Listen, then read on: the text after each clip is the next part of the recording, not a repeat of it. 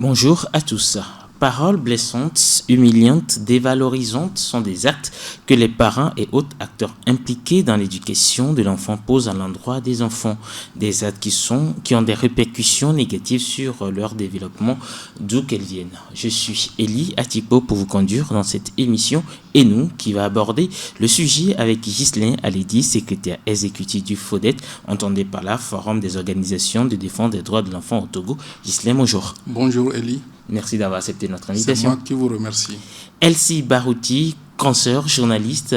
Bonjour Elsie. Bonjour Elie. Merci d'avoir accepté notre invitation également. Merci. Mais avant d'ouvrir les échanges, je vais vous proposer d'écouter cette intervention et puis nous revenons derrière pour en parler. Je pense que le fait de lancer des mots comme ça à l'enfant, on peut dire que c'est des violences verbales. Donc ces violences verbales-là agissent sur le psychisme de l'enfant. C'est-à-dire que comme tous les cas de violence, quand un enfant subit une violence, d'abord ça agit sur son développement psychologique.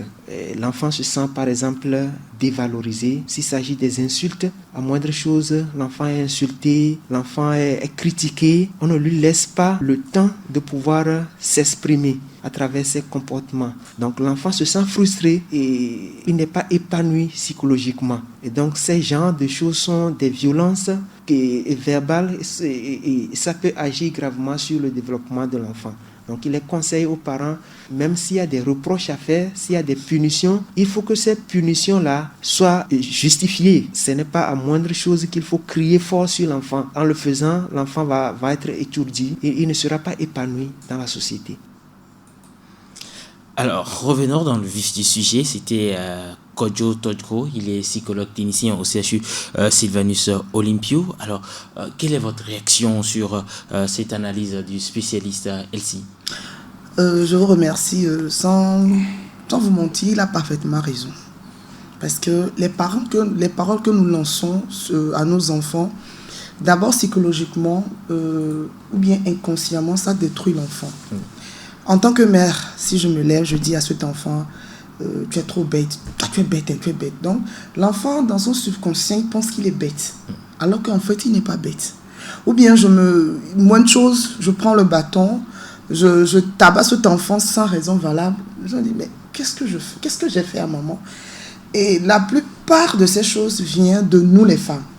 Il est très difficile de voir un papa, un homme, jeter des paroles blessantes à son enfant. Mais nous, les femmes, nous avons cette habitude-là. Et ça se comprend d'un côté, mais ce n'est pas une bonne chose. D'autant plus que dans nos couples, la femme accumule les frustrations, ce qu'elle vit avec le père de ses enfants. Et à la moindre occasion, quand l'enfant déconne, on jette ça sur les enfants. Sans le savoir, nous créons encore des victimes pour la société. Elsie Bar aussi, c'est votre analyse. Alors, vous qui êtes dans l'organisation, dans la défense des droits de l'enfant, vous êtes surtout sur le terrain. Partagez-vous cette analyse de ce psychologue clinicien Ghislain Aledi? Oui, je partage parfaitement l'avis du psychologue clinicien. Et j'ajouterai que fondamentalement, dans les violences faites aux enfants, on classifie 4 types de violences. Elsie vient de parler de tabasser l'enfant, ça rentre dans les violences physiques. La parole ou bien, oui, le fait de parler avec un enfant est un moyen de communication, comme il peut avoir sur les gestuels, mais la catégorie de violence en lien avec l'expression verbale s'appelle une violence psychologique. Et je crois que le clinicien l'a dit. Et au-delà de ça, nous avons aussi les abus sexuels qui sont aussi dans une des catégories des violations des droits de l'enfant. Et puis enfin, sur le plan international, on classifie aussi la négligence. La négligence constitue ça sur les violences psychologiques. Par exemple, vous allez voir une maman, elle s'y vient de le dire tout à l'heure, une maman qui a toute la journée chargée, elle doit faire la vaisselle, elle doit laver les habits et tout. Quand un enfant se met à pleurer sans cesse, on voit des cas où les mamans, elles prennent l'enfant, elles mettent dans la chambre, elles bloquent, elles disent, quand tu seras fatigué de pleurer, tu vas te taire. Ça, c'est une négligence. On a eu des cas où même l'enfant pleure jusqu'à mourir. Oui. Parce que quand l'enfant pleure, c'est un moyen de s'exprimer. Il a un besoin, mais il ne peut pas parler, donc il est en train de s'exprimer. Donc, mais si on le néglige et on essaie peut-être de le mettre quelque part ou bien de le punir parce que tu déranges les gens, ça peut entraîner au pire des cas la mort. Et ça aussi, d'aucuns classifient ça comme une catégorie, la négligence. D'aucuns aussi les mettent dans les violences psychologiques dont nous sommes en train de parler. Alors, quand on revient dans notre cas de violence psychologique, mot blessant à l'encontre de ces enfants ou bien à l'endroit de ces enfants, qu'est-ce que cela prend en compte exactement, Ghislain? Alors, les violences psychologiques, fondamentalement à l'encontre des enfants, comme Elsie l'a dit et tout à l'heure aussi le clinicien l'a dit, c'est le fait d'utiliser généralement de la parole pour dévaloriser l'enfant, pour l'insulter. Et quand on dit insulte, il n'y a pas une insulte positive. Quand on dit insulte, c'est quelque chose de négatif. Il y a, Elsie dit, oui, effectivement, tu es con, oui, mais qu'elle a dit qu'en réalité, c'est les femmes qui le font. Les hommes aussi le font. Vous savez, dans la société africaine, la question ou la problématique d'avoir des enfants, filles et garçons dans nos communautés, vous en savez quelque chose.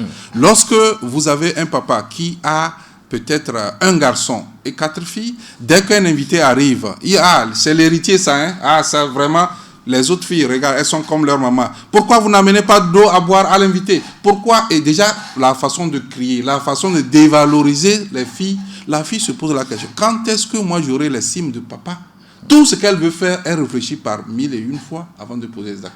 Et ça, on a déjà les conséquences des violences psychologiques parce que papa crie, papa dévalorise. Papa n'a jamais dit que, voilà, c'est ma fille. Et vraiment, c'est toujours le garçon. Viens t'asseoir à côté de moi. On voit le garçon en train d'aller à la cuisine, on crie sur lui. Est-ce que c'est ta place ça? Laisse, elles sont comme leur maman, c'est à elles de préparer. Tous ces propos, ça essaie d'avoir des conséquences psychologiques sur l'enfant. Et l'enfant va jusqu'à avoir ce qu'on appelle une mauvaise estime de soi. Qu'est-ce que moi j'ai fait chaque temps? On n'a jamais valorisé moi, ma personne. Et c'est l'enfant. Peut-être même c'est le petit frère. Mais juste parce qu'il est un garçon, on veut lui donner tous les honneurs. Et par contre, la fille est dévalorisée, elle est blessée dans son amour-propre. Donc voilà concrètement, c'est de cette façon que s'exprime la question des violences psychologiques sur les enfants. Alors Elsie, vous avez dit ça provient souvent des femmes, la plupart du temps. Alors d'où est-ce que ces insultes viennent? Comment ça naît ces genres d'insultes? En fait, ces insultes viennent du fait de ce que nous vivons avec nos époux. Prenons l'exemple, quand tu es une femme et que tu as un mari qui te sous-estime, ou bien tu connais les violences physiques aussi, la femme, même le viol, tu sais, tout acte sexuel qui n'est pas en accord avec la femme, c'est un viol. Donc, souvent, quand la nuit aussi n'est pas bonne, donc quand on se réveille le matin, on est frustré. On est frustré tout d'abord, soit c'est le divorce qui entraîne tout ce que tu as fait avec le monsieur, ça entraîne le divorce, et la femme est psychologiquement instable en elle-même. Donc, il suffit juste d'un petit truc, on te dit, regardez-moi sa tête comme son père. Ton papa là, il m'a donné quoi? Tu t'es levé ce matin, il m'a donné quoi? Depuis que je suis là, je m'occupe de vous. Papa fait quoi? Donc, tout ça là, ça agit sur l'enfant. Et aussi, un cas qu'on n'arrive pas à soulever, c'est le cas de le rejet. Vous savez, chaque naissance pour une maman est une histoire. Et c'est ce que nous ne savons pas. Un enfant, depuis le sein de sa maman, connaît le rejet ou pas. Ça dépend de la condition dans laquelle il a été conçu. Et un enfant qui n'a pas été bien conçu selon ce qu'on nous demande de faire, l'enfant connaît en même temps le rejet. Cet enfant est d'abord blessé en lui-même avant de naître. Et cette maman aussi, si on ne fait pas un travail sur elle, elle va, c'est-à-dire toute cette colère, elle va le mettre sur l'enfant. Il ne suffit pas seulement de donner l'argent à un enfant, le mettre à l'aise, mais les paroles que nous sortons, elles sont tellement, c'est-à-dire, c'est une bénédiction, bien une malédiction sur la vie de nos enfants, sans que nous ne sachions pas. Parce que quand ça sort, ça sort. Mais ça ne revient pas. Et ce qui sort, ça vient du plus profond de nous-mêmes. Des fois, on jette les paroles, on se rend compte, mais pourquoi j'ai dit ça à mon enfant? Mais la parole est déjà sortie. Donc, c'est pour cela que je dis que comme monsieur vient de le dire, je suis tout à fait d'accord. Ça, c'est des cas typiques de certains hommes de nos régions. Et même ils se disent que l'inverse, il est possible avec les filles aussi. oui. Pour dire que c'est la seule fille de la maison, non, c'est la princesse. Pour les filles, c'est pas si accrochant par rapport aux garçons. Dans notre société. Dans notre société, non. quand tu es une maman et que tu fais des filles et que tu ne fais pas de garçons, je te jure que le jour où ton mari va faire un garçon dehors, toi la première femme, tu te dis, tu n'existes plus. Tes enfants n'existeront plus jamais. Parce que les hommes, entre eux, ils aiment avoir leur héritier. C'est-à-dire, Enyela, c'est lui qui me remplace, c'est moi, quoi. C'est lui qui va sauvegarder. Voilà, c'est-à-dire, c'est le papa de la maison. Mais ça frustre les filles. Parce qu'au moment... Et puis, le pire encore, ce sont les Benjamins à qui on fait ça. C'est-à-dire, quand le papa attend un garçon, à un moment donné, on dit... comment c'est pas une balle perdue est venue qui sort un garçon, je te jure que les filles n'existeront plus dans cette maison. Le Benjamin, au lieu de respecter ses soeurs, commence par les embêter. Quand tu dis oh c'est fou, c'est quoi, c'est toujours vous, c'est vous recevez à votre maman, laissez le garçon tranquille parce que c'est le seul garçon parmi vous. Et le garçon profite pour emmerder ses soeurs. Le garçon profite pour faire des bêtises. Quand le garçon fait les bêtises, on dira que ce sont les filles qui le font. Et à un moment, tu vas voir parmi ces filles-là, il y aura une fille qui sera révoltée. Elle sera, on va dire que, pourquoi toi, tes soeurs ne sont pas si, toi tu fais ça. C'est parce qu'elle est blessée au fond d'elle-même, d'être toujours sous-estimée, c'est-à-dire, on ne la considère pas, c'est son petit frère.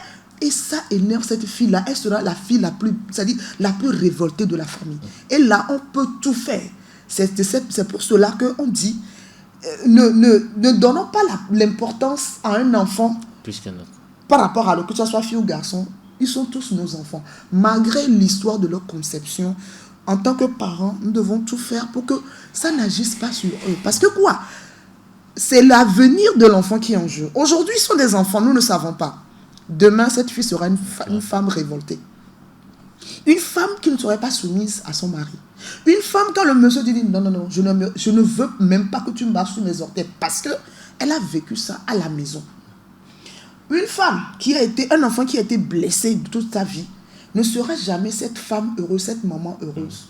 À un moment donné, vous allez voir qu'il y a des femmes aujourd'hui, on dit elles ont tout, mais elles n'ont pas de mari. C'est parce que ces femmes ont vécu quelque chose. Il y a beaucoup de femmes qui préfèrent vivre seules avec leurs enfants ou bien vivre en relation parce qu'elles ont vécu des choses dans leur enfance. Il y a des enfants qui n'ont pas réussi à cause de toutes ces insultes-là. Parce qu'on m'a traité de pète, d'enfants d'idiots. Ou bien nous manions à des filles à la Pâque Bomo. Ou bien des filles en tombe. Il y a des mamans qui sont des parents comme ça. Mais une mère ne peut pas dire ça à son enfant. C'est des malédictions que je dois. Si demain l'enfant ne réussit pas, tu vas dire que j'ai tout fait pour cet enfant-là. Il ne veut pas. On l'a amené dans les églises. C'est parce que tu as jeté des paroles qui ont eu des effets après des années sans que nous ne sachions pas. Et c'est pour cela que même dans la Bible, même dans le Coran, dit que nos bouches là sont une bouche de bénédiction pour nos enfants. La puissance se trouve au bout de la langue. Voilà. Alors, Ghislain, on est en début d'année à la rentrée scolaire, mais ces mots blessants, on les trouve également chez les enseignants aujourd'hui. Pour dire, cet enfant, il est taré, je ne perds pas mon temps avec cet enfant. Alors, vous pensez que comment est-ce qu'on peut gérer cela au niveau des écoles, vous qui êtes parents? Ok, par rapport à l'école, d'abord, si un enseignant se permet d'insulter un enfant qu'il est taré consort, c'est que cet enseignant d'abord n'a même pas sa place à l'école. Voilà. Tout simplement parce que j'ai toujours dit qu'en réalité, la question de parents et d'enseignants, c'est une question de statut. C'est-à-dire que le matin, à la maison, vous n'allez jamais voir une maman et ses enfants dont le mari est enseignant, s'appeler enseignant à la maison. Il s'appelle papa. Qu'il prend sa tenue pour il quitte la maison pour l'école, il s'appelle enseignant. Mais en réalité, c'est la même personne qui change de statut. À un point A, il est papa. À un point B, il est enseignant. Mais c'est de la même personne qu'on parle. Alors, si ce monsieur se permet d'insulter, cela veut dire que c'est tout à l'heure ce qu'elle s'y a dit et tout. Il ne fait que transporter ce qu'il fait à la maison, à l'école. Voilà. Et donc, ce monsieur n'a pas sa place. Parce que en réalité, pour que un enfant puisse étudier, il doit être dans un meilleur état psychologique possible. Qu'il ait l'amour de soi, l'estime de soi, qu'il ne soit pas dévalorisé, qu'il soit plutôt encouragé. Les enfants, c'est le monde des bêtises. Alors, il ne faudrait pas, et nous tous on l'a fait, il n'y a personne, même Faure Gnassingbé a fait ça quand il était enfant. Et donc on ne peut pas aujourd'hui se permettre de dire que nous, parce que nous sommes des adultes, on connaît tout, on doit blâmer les enfants. Non. Aujourd'hui, et Elsie l'a dit si bien, en réalité, les échecs des enfants à l'école, si on fait une très bonne analyse, c'est du fait que, d'une manière ou d'une autre, ils ont des violences en général à la maison. Et les conséquences de ces violences peuvent entraîner à ce que on dit, l'enfant, il est bête et qu'on sort à l'école, il n'est pas bête. Si on fait une analyse profonde, on trouvera le problème qui entraîne comme conséquence le comportement de l'enfant, et on fera en sorte que si on arrive à tacler le problème, l'enfant va essayer tant soit peu à se corriger. Donc, vous avez parlé de l'école, de la rentrée. Il faudrait peut-être que j'ai dit ça un jour quelque part ici, qu'il faudrait que nous puissions, nous peut-être qui connaissons un peu le domaine, qu'on essaie d'organiser l'école des parents.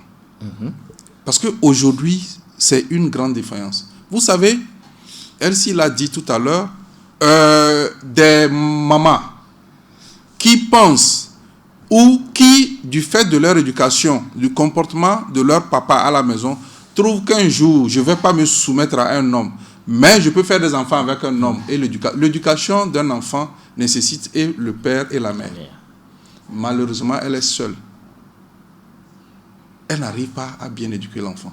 Donc, c'est ces perceptions, ces conceptions dans la tête qu'elle veut appliquer pour dire qu'elle éduque l'enfant. Or, psychologiquement, se dit, un enfant est conçu à travers une femme et un homme. Et l'éducation de cet enfant doit être assurée par la femme et l'homme, les deux. Malheureusement, il y a beaucoup de couples monoparentaux où soit on voit seulement la femme avec les enfants, ou soit, si on voit l'homme avec les enfants, c'est une autre. Mais en réalité, le comportement de cette autre qui n'est pas la maman, c'est-à-dire que réelle, par rapport aux enfants, c'est comme si les enfants vivent seuls avec leur papa ou bien vivent seuls avec leur maman. Et malheureusement, moi j'ai dit toujours quelque chose, que le problème de la femme, c'est la femme. Parce que vous voyez, on travaille sur le Allo 10-11, et si vous voyez les statistiques et les comportements des femmes, je donne un petit exemple. Une femme qui a un enfant avec un monsieur, et pour un oui, pour un non, a quitté, a retrouvé un second monsieur. Et elle veut se marier à ce. Maintenant, le second monsieur dit, tu as une condition, je te veux, je t'aime bien, mais je ne te veux pas avec ton enfant. Elle a avec l'enfant de X. De l'autre.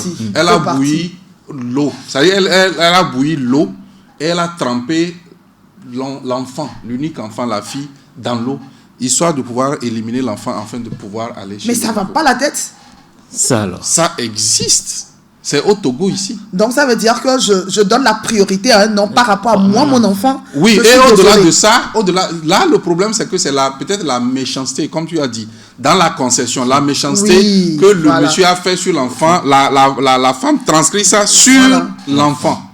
Mais le drame c'est que tu veux maintenant être en relation avec un monsieur dont tu ne sais même pas si tu auras un enfant ou pas. Et tu décides d'éliminer, mais l'affaire dont je dis, je ne sais pas si la femme là a déjà quitté la prison parce qu'on l'a envoyée en prison pour ce comportement. Vous voyez, et maintenant, quand je dis, oui, les couples monoparentaux, oui, ça n'a pas marché quelque part, on se met ensemble avec une autre, c'est difficile de voir un homme, même si il épouse une autre femme avec ses enfants, maltraiter les enfants de sa femme. Mais par contre, lorsque vous voyez une femme qui épouse un homme avec ses enfants, elle maltraite souvent parce qu'elle se dit que ses rivaux, c'est-à-dire par rapport à elle transcrit l'adversité de leur maman sur les enfants. Et généralement, c'est comme ça. Je veux rebondir sur ce que vous venez de dire. Par rapport, moi, ça c'est mon exemple personnelle. J'ai ma fille, l'aînée a eu son bac cette année, la fille, elle monte en 6e cette année. Quand elle était au CM1, son père et moi nous sommes divorcés. Il s'est passé une scène à la maison parce qu'elle était la préférée de son papa. Et papa lui a donné le nom de Majoie, donc tout le temps, tout ça. Donc, quand son père est parti de la maison en nous abandonnant, elle a reçu un choc. Ok. Bon, pendant les vacances, elle n'a pas manifesté. Je suis devenue papa et maman à la fois. Je me suis dit, ok, plus de personnes, je veux me consacrer à mes 3 enfants. À la rentrée, elle a commencé l'école. À un moment donné, la maîtresse m'appelle. Ok, je suis venue. On me dit, madame, votre fille est très intelligente, mais elle a un blocage.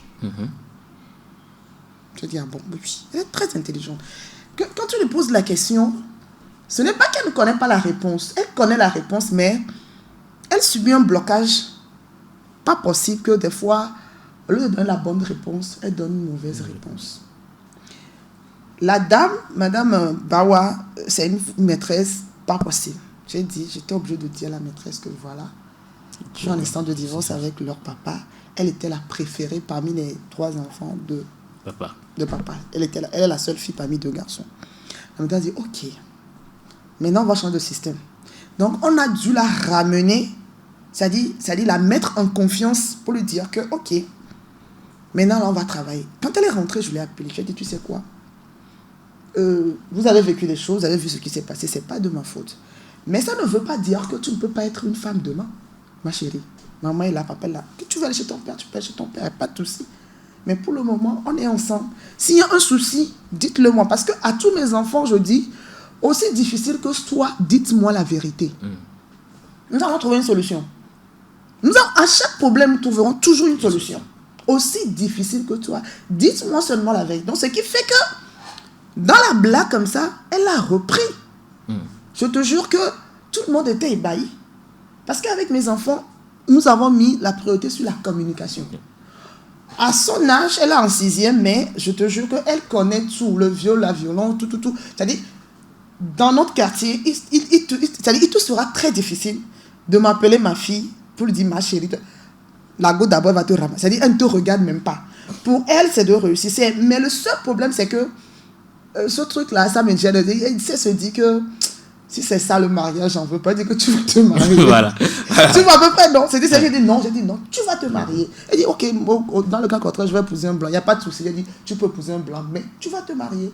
C'est juste que, à un moment donné de la vie, quand on devient un couple monoparental, malgré nos blessures, nous ne devons pas le transmettre dans nos enfants. Nous devons les ramener, c'est-à-dire à leur niveau, en fait. C'est-à-dire discuter avec eux. Bon, ok, qu'est-ce que tu veux? Tu vas chez papa, tu veux appeler ton père, appelez-le vers le téléphone, vers le crédit, appelez-le. Aussi, j'ai dit à mes enfants que ce qui s'est passé entre vous, entre votre père et moi, ne vous concerne pas. C'est votre vie, c'est ma vie. Vous n'avez pas de conseils à me donner. Vous aussi, quand vous serez grand là, moi aussi, je n'aurai pas de conseils à vous donner par rapport à ça. Donc, papa et papa, il y aura seulement, vous aurez seulement qu'un seul père et jusqu'à la fin de votre vie et une seule mère. Donc, vous avez intérêt à respecter votre papa. On va vivre ensemble si vous voulez y aller. Il n'y a pas de souci. C'est juste que il faudra que toi-même, la femme, d'abord, tu acceptes cette réalité, tu avances, tu te dis que ce n'est pas une fin en soi, en fait. Mais la plupart des femmes voient que, en fait, le mariage, c'est une fin en soi, le divorce, c'est une fin en soi. Parce que notre culture nous a inculqué que quand tu te maries, c'est pour la vie. Même si tu es violenté, tout ça là, tu dois supporter. Alors qu'aujourd'hui, et puis, ce qui est bizarre, quand on supporte, on le met dans les enfants, hein, sans que nous le sachions. Une femme qui subit des violences et qui reste là-bas, je vous jure que ses enfants seront déréglés. Parce que, c'est-à-dire, quand le papa part et qu'elle part et revient, elle remet toutes ses colères, cette haine dans ses enfants, qui font que ces enfants n'auront pas une stabilité dans sa vie, dans leur vie. Alors, Ghislaine, c'est un cas pratique, un exemple de Elsie. Est-ce que vous pensez aujourd'hui que les parents prennent conscience de cet état de fait, comme Elsie en a pris conscience, et quels sont les impacts négatifs que ces mots ont souvent sur, ou bien ces insultes ont souvent sur ces enfants? Ok, merci. En réalité, c'est une telle belle expérience que Elsie a eu à faire, mais le maître mot pour résoudre le problème de son expérience, elle l'a dit, c'est la communication.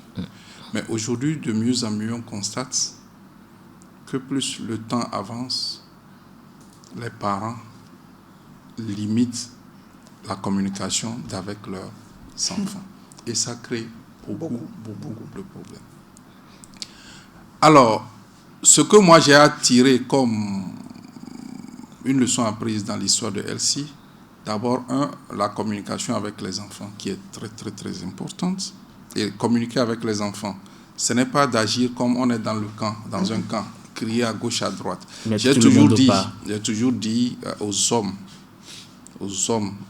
dont je suis l'un d'eux, que lorsque vous venez à la maison et vous voyez qu'il y a de l'ordre à la maison, tout est nickel, prenez soin de garer votre voiture ou votre moto à 200 mètres et revenez à la maison pour voir l'ambiance qui est. Vous saurez que vous êtes la personne non grata dans la famille. Effectivement. Parce que les mamans et les enfants, il y a tellement de complicité. Et nous ne faisons pas attention à cela.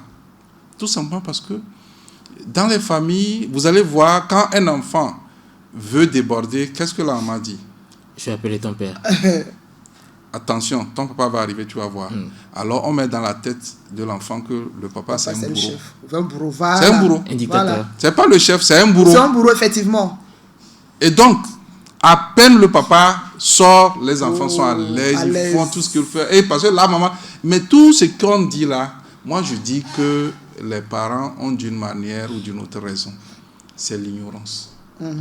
Aujourd'hui, ce que Elsie a dit, moi je me rappelle que quand j'étais à l'école, mon papa allait au moins une fois par mois à l'école. Nous-mêmes aujourd'hui, autour de ce studio. Elie, est-ce que tu vas voir ce que ta fille fait à l'école? Moi, j'y vais. Moi, mais si on va, généralement c'est ça, la communication, je dis, la leçon apprise, c'est communiquer à la maison avec les enfants et aller aussi, parce que l'enfant en général a 3 visages. Oui. Le visage à la maison, le visage entre la maison et l'école, et le visage à l'école. C'est le fait de visiter les 3 domaines qui fera que tu vas joindre les 3 visages pour avoir un visage. Sinon, les enfants sont plus intelligents que nous. Ils jouent avec nous. Ils savent ce qu'on veut d'eux à la maison, ce qu'on veut d'eux à l'école. Un enfant... Et ce que ses amis veulent de lui. Donc, il joue avec tout le monde. Et si vous ne faites pas attention, on viendra vous dire que à l'école, comme Elsie l'a dit, et la maman a dit ceci, votre enfant est comme ça. Tu dis non, moi mon enfant. Il n'est pas comme ça. Il est réglo, il est ceci, il est cela. C'est parce que tu ne le connais pas. Il sait ce que tu veux à la maison. Il est réglo à la maison. Mais à peine il sort de la maison, tu ne le comprends pas, tu ne le reconnais pas. Effectivement. Et donc, c'est comme ça. Et là, je dis que c'est l'ignorance. Il faudrait que peut-être on multiplie des émissions comme ça et qu'on mette l'accent sur la communication avec les enfants. J'ai toujours dit que par rapport à régler ce problème dans les couples et dans les foyers, il faut toujours accorder 5 minutes par jour à chaque enfant. Et comment? Prenez votre enfant qui va à l'école le matin. Quand il revient le soir, posez-lui la question, est-ce que tu es allé à l'école? Donner l'argent à l'enfant d'aller à l'école ne veut pas dire forcément qu'il est allé à l'école. Il dira oui papa, oui maman. Qu'est-ce que tu as appris à l'école? Qu'est-ce que tata a dit? Qu'est-ce que l'enseignant a dit? Il va essayer de dire ce qu'il a appris. Et parfois même il y a des erreurs et tu profites pour corriger. Aller même à l'école. Une petite histoire, moi j'ai dit à ma fille qui était au CM1 et de me parler il y a combien de préfectures? Au Mao, il y avait je crois 39. Elle me parlait encore des sous-préfectures. Je dis non, ce n'est pas ça. Je vais à l'école, l'enseignant dit, oh papa, vraiment merci beaucoup. Hein. Ça, est-ce que vous pouvez nous imprimer ça? On va donner aux élèves du CM2 parce qu'ils vont à l'examen. Nous, on ne sait pas. Oh, vous ne savez pas, les enfants vont à l'école, ils vont aller à l'examen. Or, CM1, CM2, c'est presque le même programme. Maintenant, vous ne donnez pas l'information réelle aux enfants. Vous voyez? Et donc, quand elle dit ça, pendant la récréation, tu as mangé quoi? Tu diras ce qu'il a mangé. Tu as joué avec qui pendant la récréation? Effectivement. Maintenant, quand il est 11h30 ou midi, quand tu revenais, généralement les enfants, ils achètent du jus. Quelque chose que tu donnes. Quel jus tu as bu? Tu as cheminé avec qui? Arrivé à la maison, nous avons l'habitude de ne pas rentrer à midi. Qu'est-ce que tu as mangé? À quelle heure tu es reparti? Vous le faites du 1er du mois jusqu'au 30 du mois. Chaque jour. Maintenant, le deuxième mois, le premier, ne l'appelez pas, ne l'interrogez pas. Qu'est-ce qui va se passer? Elle va réclamer. Lui-même va te dire. Cela veut dire que la communication est établie entre vous et votre enfant. Et maintenant, pendant ce temps, tout ce qu'elle s'y a dit, les histoires d'abus sexuels, les histoires des lettres que les gens... Il va te dire. Il a besoin d'une personne de confiance. Voilà. Quand tu reviendras, ah papa, il y a l'enseignant là qui m'a dit ceci, il vous dira, et c'est en ce moment que la communication est établie. Et ça, c'est un porte-à-faux avec les histoires de créer l'enfant. Est-ce que tu as étudié? Est-ce que au même moment tu es avec l'enfant, tu lui enseignes comment il faut étudier les leçons, comment il faut faire, vous communiquez. Et ne vous lassez pas, ne dites pas que aujourd'hui je suis fatigué. Quand l'enfant vient, non, laisse-moi là, aujourd'hui, non. Faites l'effort parce que de votre disponibilité découlera la réussite ou l'échec de votre enfant. On a beaucoup de personnalités, ils ont les moyens. La maman, ou bien c'est les gouvernantes qui gèrent les enfants. Les gouvernantes, elles sont là en train de chercher l'argent à la fin du mois. Quelle communication les enfants? Moi, en 1998, je faisais partie des parents d'élèves du collège protestant. Un enfant dont le papa était DGU s'est suicidé.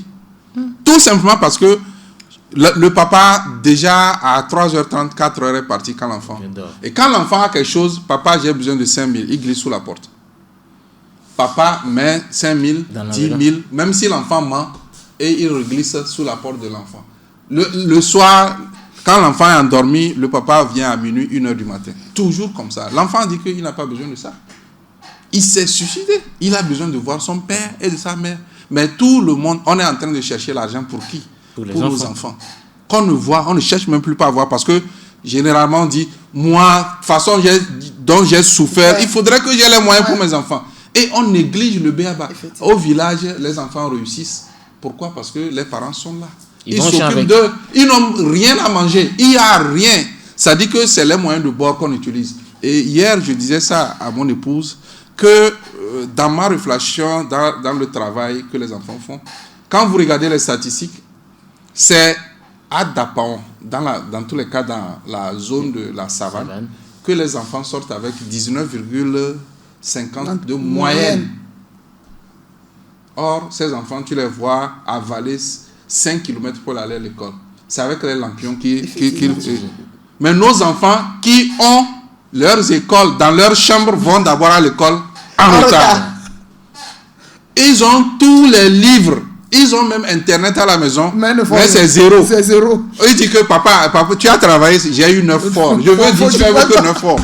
C'est dans cette situation qu'on se pose la question. Et puis on te dit que j'ai eu 10 0 0. Tu te dis non, là où va le premier. C'est là où est-ce que on est obligé, parce que nous, on se dit qu'on n'a pas eu ces privilèges. Donc, on veut quand même favoriser nos enfants pour que ça aille. Parce que nous-mêmes, on se dit que si on avait eu ça, on devait être plus que ce que nous sommes. Moi, je suis depuis là en train de réfléchir. Est-ce qu'il faut renvoyer nos enfants au Calan grec? Non. Pour qu'ils puissent... Parce que c'est étonnant. Chaque année, quand vous regardez les statistiques, le meilleur vient de la région de Savane. Pourquoi? Donc, bref, il faut rétablir la communication. Et ça, c'est pourquoi je dis c'est l'ignorance. Si les gens nous écoutent, qu'ils puissent vraiment utiliser la méthode dont je viens de partager pour établir la communication avec eux, vous allez voir que ça va réussir. J'ai expliqué ça à l'une de mes formations à un directeur qui est à 1 an de sa retraite. Quand il est allé à la maison, il est revenu le lendemain, il dit il veut faire un témoignage. Il faisait un témoignage, il pleurait. Il dit Ghislain, pourquoi je n'étais pas connu? Quand j'avais commencé ma carrière, je n'ai fait que faire du mal aux enfants d'autrui, à mes propres enfants. Je lui ai expliqué ça et je lui ai dit, quel est cet ego que nous les hommes on a de sortir, d'abord même dans le même lit avec ta femme. Tu viens rester au salon, ta femme passe. Elsie, est-ce que tu m'as dit bonjour aujourd'hui? C'est interdit que toi tu dises bonjour. Voilà, ta femme. Tu sois le premier. Voilà, c'est ça qui est. C'est interdit que tu dises bonjour à tes enfants, en premier. Il dit que lui, il est allé, le lendemain, il est allé dire à sa femme, bonjour maman, tu as bien dormi? La femme Pendant ce temps, les enfants étaient à la cuisine. Lui, il allait vers la femme à courir, il a dépassé. Papa est devenu fou. Il nous dit bonjour aujourd'hui. Papa est le premier à nous dire, il est devenu fou. Lui, il a commencé par couler les larmes. Qu'est-ce qui nous empêche Ah, tu ne m'as pas dit bonjour, tu n'auras pas ton petit déjeuner aujourd'hui. Oh. Qu'est-ce qui nous empêche de dire bonjour à nos enfants, à à nos notre femme? épouses. On est là, toi tu m'as dit, on s'est déjà vu ce matin, tu m'as dit bonjour, tu viens me dépasser. On a levé les poussées ensemble. Je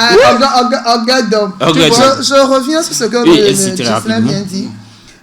Effectivement, c'est la même chose. Par exemple, moi, dans l'école de mes enfants, je vais souvent dans l'école de mes enfants. Je vois les maîtres, la maîtresse, comment ça se passe. Quand ils rentrent à la maison, ils disent, qu'est-ce que vous avez fait? Chacun me raconte son histoire, ce qu'il a fait, ce qu'il a mangé. Je me rappelle au temps de Covid, où on a dit, bon, les enfants vont rester à la maison. Moi, je suis ça sur WhatsApp, les réseaux sociaux. Ouais. Ma fille vient, je lui dis, tu sais, à partir de demain, vous devez pas aller bien lundi, n'allez pas à l'école. Comme c'est le 20 mars, ils ont décidé. Un truc comme ça. Elle me dit, maman, j'ai écouté, mais il faudrait que je suive le journal à TVT d'abord pour être rassurée. J'ai regardé ses oreilles. J'ai dit, tu n'as pas la même étiquette. J'ai dit, mais on vient de faire j'ai vu le communiqué sur les réseaux. Elle dit, vous avez dit que c'est sur les réseaux sociaux, non? Et j'ai dit, oui. Monsieur a dit que les réseaux sociaux ne sont pas fiables. J'ai regardé ça et dit, ok, il n'y a pas de souci. Maintenant, à 20h, je me suis tue. Il était à 20h, moi. Je quitte le salon, je vais rester sur la terrasse avec mon téléphone.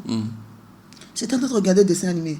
À un moment, d'un cri sur son petit frère. Je jouais dans le télécommande. Je vais suivre la TVT. Je te jure que ma fille a suivi la TVT.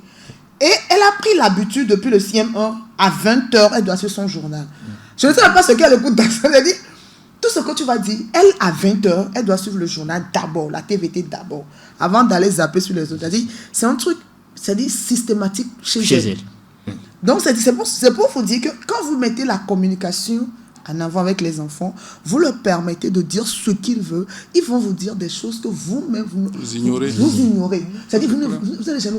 Il y a une amie de sa classe qui a eu cette période. La fille pleurait. Mais elle a amené la fille à la maison. La fille, son papa lui a dit que le jour où tu vas coucher avec un homme, ça veut dire que c'est le jour-là où le sang va couler. Quand elle est venue, j'ai dit, bon, ma joie, oui maman, tu sais comment on fait ça? Non mais oui, parce que je l'ai appris. Étant mère, je l'ai appris. Elle a amené sa copine dans la douche, elle s'en est occupée, elle lui a donné ma serviette, tout sont ressortis. Bon. Quand ils sont rentrés, le maître m'a dit, mais ta fille m'a épaté. Je lui ai demandé, elle m'a dit que c'est maman qui m'a appris ça. Au cas où. Quelque chose se passe. Vous êtes bien sûr sur Radio Djena dans votre émission et nous qui évoquons aujourd'hui les mots blessants que nous lançons aux enfants dans leur éducation. Nous avons comme invité Gislain Aledi du FODET, Forum des organisations de défense des droits de l'enfant au Togo, et puis Elsie Baroussi, notre consoeur journaliste. Alors, vous avez parlé de l'éducation, de la communication dans cela. Un enfant qui vit ces situations où on l'insulte en permanence, est devenu adulte, vous ne pensez pas qu'il deviendra peut-être dépressif, oisif ou bien agressif? Si, un enfant qui a vécu tout ça là, d'abord, quand il grandit, d'abord, il aura sa propre personnalité. Soit, si c'est son papa qui le fait, il va détester son papa et il va détester les hommes. Si c'est sa maman, il va détester sa maman, il n'y aura pas d'amour maternel. Et tu vas voir qu'en cette fille, elle sera fille-garçon, c'est-à-dire un garçon manqué. Vous voyez? Et à la longue, tu vas voir que elle sera agressive. Moins de choses, elle est sur ses gardes. Gare à un homme qui va oser la gifler. Elle va tabasser le monsieur correctement. C'est-à-dire, elle se dira, mais attends, j'ai passé toute ma vie à être humiliée, soit par un homme qui est mon père, parce que les enfants voient en nous leur modèle. Par exemple, moi, mes enfants me disent, maman, tu es une femme battante. Ma fille me dit, j'aimerais être plus que toi, une femme battante. Elle dit, oui, je me bats. Mais ça ne veut pas dire que tu ne vas pas te marier. Ça, il faut oublier ça. Mon fils me dit, le Benjamin me dit que, maman, ma femme viendra vivre avec toi. Je dis, jamais. Ta femme, vous deux là, vous allez vivre dehors. Moi aussi, je vais vivre avec mon petit copain. C'est quoi votre problème? Personne ne viendra vivre avec moi. Et puis, je leur dis, n'épousez pas c'est-à-dire, je ne suis pas le modèle de femme que vous devez épouser. Faites vos choix. Ne vois pas en moi, ou bien en vos femmes, vos futures femmes, modèle de femmes de... Non. Chacun n'a qu'à épouser la personne qu'il désire. Et le reste, avec la prière, Dieu va vous aider. Vous comprenez? Il faut dès à présent mettre quelque chose dans la tête de nos enfants. Parce que moi, je ne veux pas le cacher. J'étais une femme violentée dans mon foyer. Ma fille a vu ça. Donc, j'ai dit à mes garçons, aucun de mes garçons ne lèvera la main sur une femme. Aucun homme ne lèvera la main sur ma fille. Vous devez discuter, vous devez communiquer. Mais, chacun fera son choix comme bon lui semble. Je serai juste là derrière le rideau, une conseillère. Mais je ne serai pas présent dans vos couples. Vous allez faire vos couples comme vous voulez. Si vous avez besoin d'aide, je vais vous le dire. Tu seras soumise à ton mari. Tu vas le respecter, l'aimer. Toi là, ta femme ne serait pas une bonne pour toi. Ne serait pas une bonne de pushing. T'as compris? Il dit oui. Mais aucun ne viendra vivre avec sa femme avec moi, ni avec son mari. Moi, je vais vivre avec mon petit copain. Tout le monde dehors. Donc, c'est des trucs que je mets déjà dans leur tête, en fait. Pour leur dire que j'ai mon modèle de femme, j'ai mon modèle de vie. Mais ce que je dis souvent est que quand vous êtes maman ou bien vous êtes papa, et que vous commencez par lancer des paroles négatives, ou bien à faire des comportements envers vos épouses et époux, sachez que l'enfant, par exemple, un homme qui tabasse sa femme, ton fils pensera que c'est normal de taper une femme. Ouais. Une femme qui, à chaque fois, elle est nerveuse, agressive, la fille pensera que c'est une bonne chose. C'est comme si c'est son garde-fou, bon, ou bien c'est ma force. Ouais. Non. Il faut apprendre à mettre dans les enfants la douceur. C'est-à-dire, Mina Vivi, c'est violer digne. C'est-à-dire, apprenez la douceur à nos enfants. Apprenez à s'exprimer, mais calmement. Dites-leur tout ce que les enfants ont envie de dire. Écoutez, des fois, ça fait mal de dire quelque chose. Tu te dis, mais ne réagis pas. Après, rappelle-le. Tu te dis, mais tu sais, ma fille, ce truc-là, c'est comme ça, mais c'est comme ça. Discutez. Mais quand on ne le fait pas, ne soyez pas étonnés de voir aujourd'hui. Moi, aujourd'hui, quand je vois des hommes qui se suicident, qui tabassent leurs femmes, qui les tuent, c'est parce que depuis leur enfance, les hommes aussi ont été blessés, ils ont aussi des problèmes. Quand vous voyez des femmes aujourd'hui qui sont dans le... vous demandez, allez à l'origine. C'est ce que les gens... On accuse les gens, oui, ce monsieur, il est comme ça, cette femme est comme ça. Vous savez ce qu'elle a vécu? Non. Elle a juste régénéré ce qu'elle a vécu dans ses enfants. Alors, Ghislain, face à ces insultes, comment est-ce que les enfants peuvent-ils se protéger eux-mêmes s'ils en prennent conscience? Peut-être des enfants qui nous suivent sur cette émission, ils savent désormais que papa est violent, maman est violente, on me lance des mots. Qu'est-ce qu'il faudra faire pour essayer, tant soit peu, pour cet enfant de se protéger? Merci. Je crois que ce qu'il faut faire, c'est d'abord que ces enfants, comme Elsie l'a dit, chercher à communiquer avec leurs parents. Si les parents veulent bien. Maintenant, au cas où les parents ne veulent pas, je crois que des organisations comme les nôtres sont disposées. Il y a des enfants qui viennent à nous et qu'on essaie de discuter, on essaie d'échanger aussi avec les parents pour leur dire que tout ce qui se fait n'est pas bien. En réalité, je reviens toujours sur la communication qui est le maître mot pour régler tous les problèmes, en amont comme en aval. Parce que ce que Elsie a dit, c'est qu'elle est en train de prendre le taureau par les cornes. Généralement, il est démontré qu'un enfant qui voit son père violenter sa mère a 99,99% de chances de violenter sa femme. Parce que le modèle dans lequel il a grandi, il croit que dans le rôle de l'homme dans le ménage, c'est aussi frapper la femme, gronder, la traiter comme une esclave et consort. Mais ce qu'elle s'y dit, elle dit qu'elle est passée par là. Mais au même moment, elle a trouvé la potion magique, c'est de discuter déjà avec les enfants. Pour leur enlever ça de la tête, pour dire que, attention, même si moi j'ai vécu ça, ce n'est pas ça le modèle, vous ne devez pas faire ci, vous ne devez pas faire ça. On revient toujours sur la communication. Et donc, il faut nécessairement que vous communiquez avec les enfants. Maintenant, si les enfants trouvent que les parents ne veulent pas, ils ont, par exemple, le 10-11. Le 10-11 est un mécanisme d'alerte précoce contre les violences, toutes les violences. Et il y a des conseillers qui peuvent, lorsque l'enfant signale des cas pareils, ils peuvent venir. Il y a une équipe mobile qui peut venir discuter avec les parents. Il y a les enseignants qui doivent être aussi formés et dire que dans leur cahier de charge, c'est de pouvoir regarder les enfants et détecter ceux qui ont des problèmes précocement. C'est-à-dire qu'il ne faut pas aller raconter les cours parce que certains enseignants nous disent oui, que quand l'inspecteur vient, il ne va pas vous dire est-ce que vous avez pu détecter les enfants qui subissent des violences. Ils diront est-ce que tu as pu terminer tel ou tel. Le ministère même est conscient de la chose. Je fais partie de l'un des personnes ressources qui ont élaboré un manuel d'enseignement de lutte contre les violences dans les écoles. On l'a fait. Depuis 2015, après tout 2017, on l'a révisé et l'adapté sur le terrain. Et les enseignants doivent nécessairement et pouvoir recevoir ou détecter, interroger les enfants, tel qu'elle-ci l'a dit par rapport à sa fille, la maîtresse qui a vu et qui a interrogé. Qu'on puisse savoir. L'enfant, c'est vrai que ils ont raison d'une manière ou d'une autre. Quand vous êtes enseignant et puis vous avez 120 élèves devant c'est pas facile. C'est pas facile de pouvoir détecter ceux qui ont des problèmes. Mais dans des groupes dynamiques, dans des groupes restreints, qu'on puisse faire l'effort. Si on est éveillé, si on est attentionné, on se dit que au-delà de la connaissance que je vais transmettre aux enfants, j'ai aussi la responsabilité de détecter les enfants qui sont problématiques et pouvoir communiquer avec eux, interpeller leurs parents. Je crois qu'ils vont apporter un plus à la réussite de ces enfants. Sinon, c'est vrai, libérer la parole au sein de nos familles est une chose très très importante. Étant donné que culturellement on dit un enfant n'a pas droit à la parole. C'est faux. Et lorsque un enfant se met à parler devant les grands, on dit qu'il est impoli. Mais même si petit qu'on soit, on a toujours quelque chose à tirer de ce que l'enfant est en train de dire. C'est ça qui amène les enfants, quand ils n'ont pas la parole, d'aller faire des rencontres, des copinages bizarres. Avec les autres. On a les conséquences. Voilà, après. Et tu es à la maison, on te ramène ton enfant, pas possible, tu apprends que ton fils est devenu ci, ta fille est devenue ça. Mais là, après tu vas crier que, avec tout ce que je t'ai fait, tu ne veux pas. Mais tu n'as pas prôné la communication, l'affection, l'amour. Les enfants ont besoin d'affection, d'amour, de la communication. Libère la communication avec les enfants. Ça n'existe pas. Ça n'existe pas dans notre culture. Mais quand tu vraiment dis que voilà, tu copies chez les Blancs.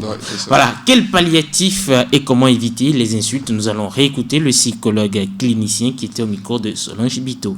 Ces agissements des parents sont à incriminer et ce ne sont pas des bonnes manières dans l'éducation d'un enfant. Et certains parents, des fois, le font parce que c'est l'enfant qui n'est pas son propre enfant. Et c'est un enfant placé dans la famille et c'est méchant de le faire ainsi. On est en train de nuire à cet enfant. Et donc, ces agissements sont classés dans les cas de violence psychologique, de violence verbale.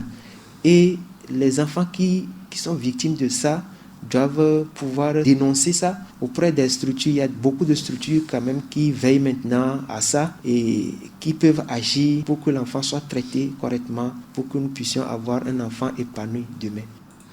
Voilà, Ghislain, pour finir, quel conseil pouvez-vous donner non seulement à ces enfants qui subissent ces insultes, mais aussi aux parents? Ok, très rapidement, d'abord pour les enfants, comme on parle de la rentrée, c'est d'abord leur dire une très bonne rentrée. Et au-delà de ça, lorsqu'ils subissent ça à la maison, aujourd'hui, nous sommes dans un état de droit et les droits de l'enfant, ça existe. Les droits de l'enfant ne veulent pas dire que l'enfant va faire ce qu'il veut, mais des choses comme ça, des agissements, des comportements, ça rentre dans la protection de l'enfant. Et comme le psychologue l'a dit, il faut dénoncer. Dénoncer, vous pouvez aller voir une ONG. Vous pouvez même venir à la radio Djena pour dénoncer. On travaille ensemble. Djena va nous contacter, on fera ce qu'il faut faire. Vous pouvez appeler le 10-11 pour pouvoir vous faire entendre. Dans l'anonymat, on ne va même pas vous demander qui est. Et maintenant, vous signalez, on va venir intervenir à la maison. Maintenant, en ce qui concerne les parents, je dis qu'il n'y a pas une solution miracle. C'est toujours établir la communication avec les enfants, donnez-leur la parole. Ils vont dire, ne criez pas sur eux. Lorsqu'ils disent quelque chose, cela ne veut pas dire qu'il faut avaler tout dru ce que l'enfant dit.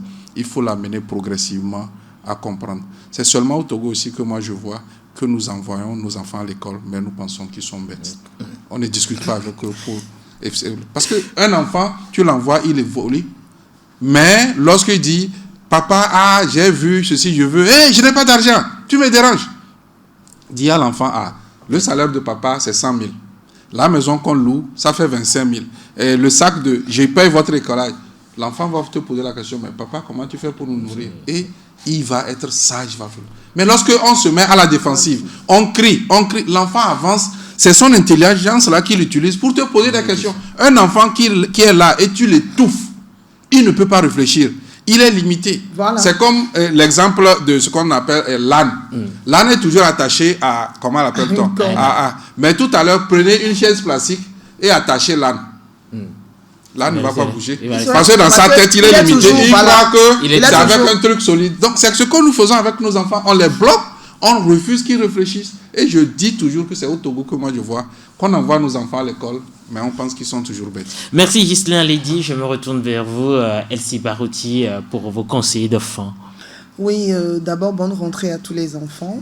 Et moi, ce que je pourrais dire à ces enfants qui vivent ces situations, comme M. Ghislain vient de le dire, c'est de venir ici à Radio Géna ou bien aller vers le maître, ou bien la maîtresse, le directeur, la directrice aussi de l'école. Parce que quand vous subissez ce genre de choses, si vous ne faites pas attention, vous allez avoir de mauvais conseillers. Parce qu'un enfant, à un moment donné, a envie de s'exprimer. Et étouffer la parole à un enfant, à un moment donné, vous allez le voir, il va devenir violent. À la maison, il devient... Moins de choses, il est sur ses nerfs, agressif, violent. C'est parce qu'il s'exprime à travers ça. C'est-à-dire, il te fait passer un message que toi-même, tu ne le sais pas. Tu te diras que l'enfant n'écoute pas, il est têtu. Non, cet enfant, c'est parce qu'arrivé à un niveau, à un moment où, il a envie de se libérer, de te dire, maman, j'ai besoin de ça, maman, il y a ça.